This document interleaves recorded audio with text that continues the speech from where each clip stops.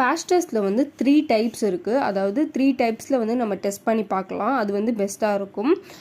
Just வந்து நீங்கள் small amount of product எடுத்து ஃபஸ்ட்டு வந்து இயர் அண்டரில் வந்து, அதாவது இயர் அண்டரில் அந்த பிக்சரில் தெரியுது பார்த்தீங்களா, அந்த மாதிரி இயர் அண்டரில் வந்து நீங்கள் வந்து யூஸ் பண்ணி பார்க்கலாம். அப்படி இல்லைன்னா நெக்குக்கு பின்னாடி வந்து யூஸ் பண்ணி பார்க்கலாம்.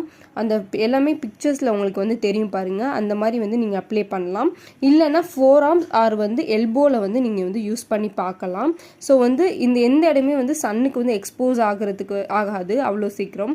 ஸோ வந்து சீக்கிரமாக உங்களுக்கு வந்து ரிசல்ட் தெரிஞ்சிடும். இது வந்து மினிமம் எவ்வளோ நேரம் நம்ம வந்து வைக்கணும் அப்படின்னா 24 ஹார்ஸ், கண்டிப்பாக 24 ஹார்ஸ் வந்து நம்ம வந்து அப்படியே விட்டுறணும். நம்ம எந்த இடத்துல வந்து பேட்ச் டெஸ்ட் பண்ணுறோமோ அந்த இடத்துல வந்து அப்படியே விட்டுறணும். அப்படியே விட்டால் தான் நம்மளுக்கு வந்து அது வந்து ரியாக்ட் ஆகுதா இல்லையா அப்படின்றது வந்து நம்மளுக்கு தெரியும். ஸோ வந்து 24 ஹார்ஸ் வந்து அப்படியே கம்ப்ளீட்டாக விட்டுருங்க. விட்டுட்டு அதுக்கப்புறம் வந்து